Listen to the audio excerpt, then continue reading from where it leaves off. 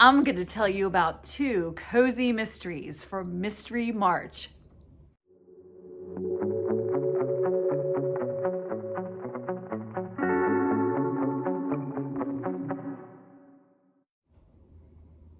Hey everybody, welcome to March Mystery Madness. You are at Book Talks with Miss Thomas. I'm Miss Thomas and this is Truffles.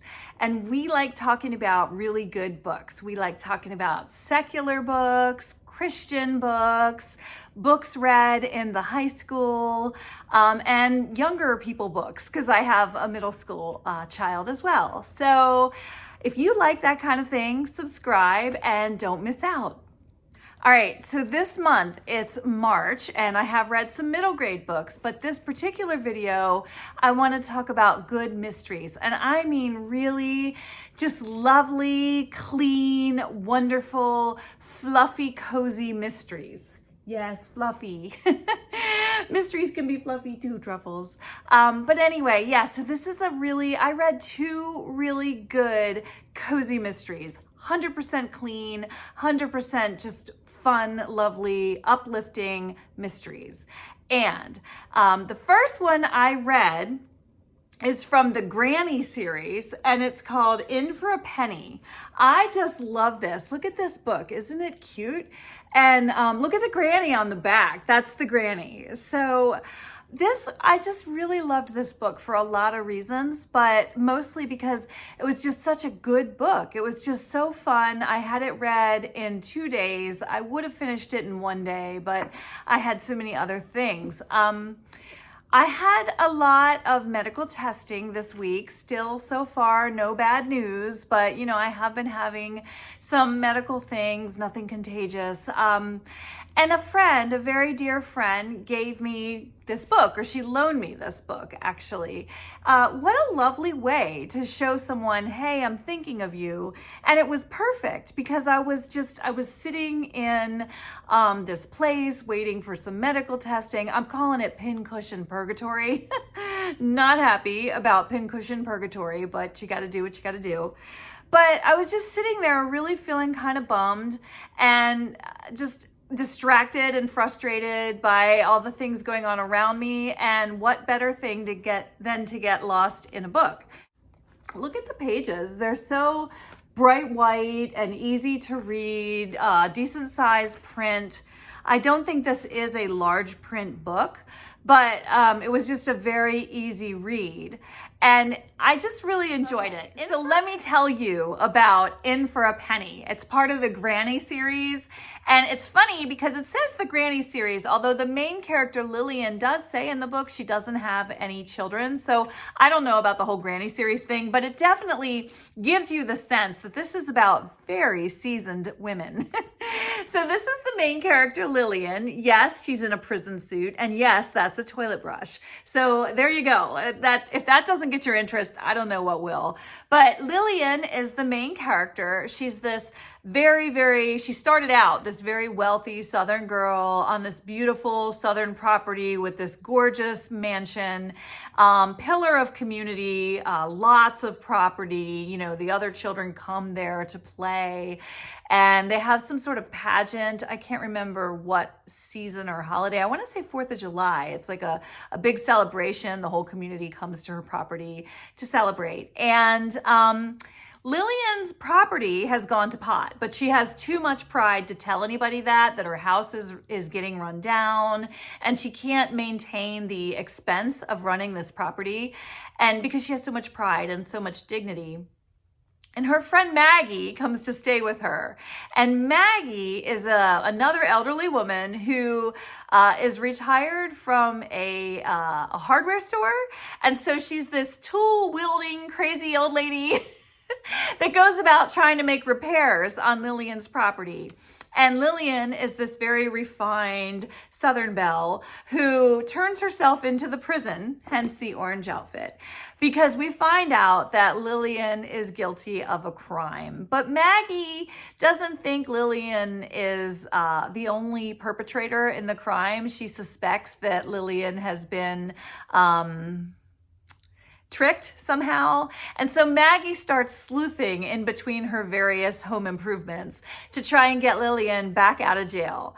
Meanwhile, Lillian has been asked to run and pilot an etiquette course in the prison. The warden has decided that the prison needs an etiquette course.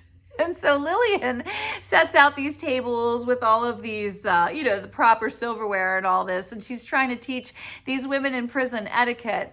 And there's this one woman in the prison who kind of, I guess, dominates all the other women. She's like the prisoner in charge, that she's mad that Lillian won't cower to her. She wants everyone under her thumb kind of thing. I think her name was Big Martha. And so Big Martha is kind of a bully and tries to intimidate Lillian. And Lillian refuses to be intimidated by Big Martha. And so there's a cute little conflict there in the prison. It's all very lighthearted and fun.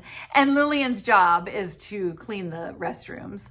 So that's why there's the toilet brush. But it doesn't go into any detail about that. So it was a really cute book. I really enjoyed it. Also, there's this character. Her name is Serendipity, but she goes by Sarah.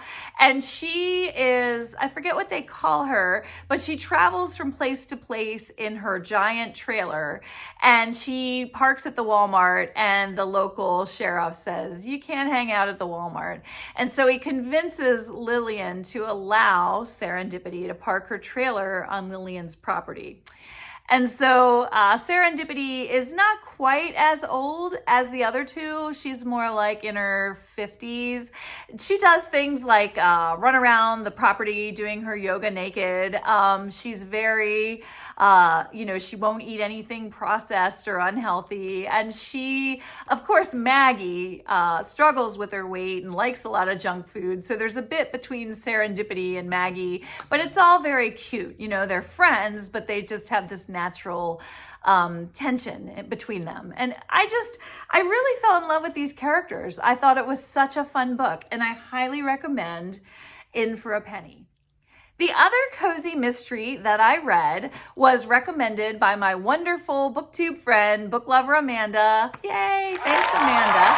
And she recommended 2 parts sugar, 1 part murder. And again, is that not a beautiful book cover? I love the different colors, especially orange and purple. I would never think to put them together, but don't they look pretty? And then there's this giant dog. That dog is a main character. Sorry, Truffles. A main character in the book.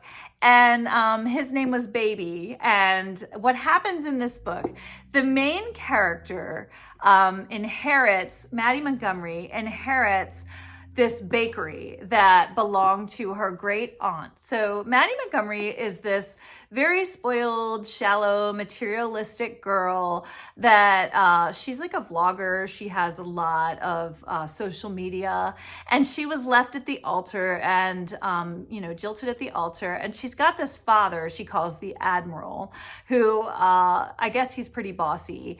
And so she wants to branch out on her own, away from her father, away from the man that jilted her on the altar. And she sees the perfect opportunity when she finds out that she had this great aunt who has passed on and left Maggie her home and her bakery. And the bakery is called Baby Cakes Bakery. And her gigantic dog. It's really cute because when they read they go over the will with Maddie, in the lawyer's office, she says, that's a horse you just brought in. And the lawyer says, no, that's your dog. Here you go. And Maddie's like, I don't know how to take care of this giant dog. Well, the dog teaches Maddie a thing or two about friendship and loyalty in life. And these two are great. I can't wait for the sequel. And as Maddie is trying to learn the ropes of her great aunt's bakery, she makes some friends who work at the bakery, and she makes some enemies who want to buy the bakery. So there's a murder in her bakery, and I think personally they were trying to frame her for the murder, but she's not arrested. And so she tries to figure out who committed the murder, because obviously she doesn't want to go to jail for it, and it happened in her bakery.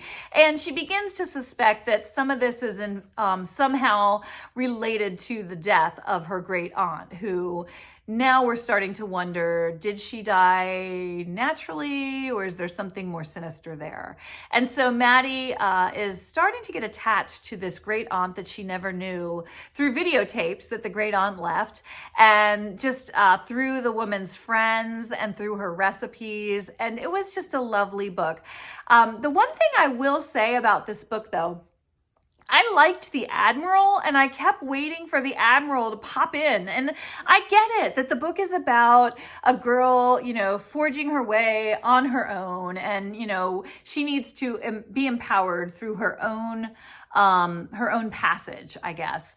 But I liked the Admiral, and I really wanted to see the Admiral come in there swinging and set some of the people in the book straight. And I hope that in the sequel, the Admiral has a bigger role, because even though the point was for Maddie to break away from allowing men to make decisions for her, I thought that particular character of the protective father, the guy that gets up at 4 a.m. and doesn't accept anything less than perfect from his kid, and, very, he loves her, but he's just very domineering. I like that kind of character, and I would have liked to see more of him. But anyway, those were two books that I really highly recommend and very much enjoyed during the month of March. So here you go. These are my top picks for March Mystery Madness. Bye for now.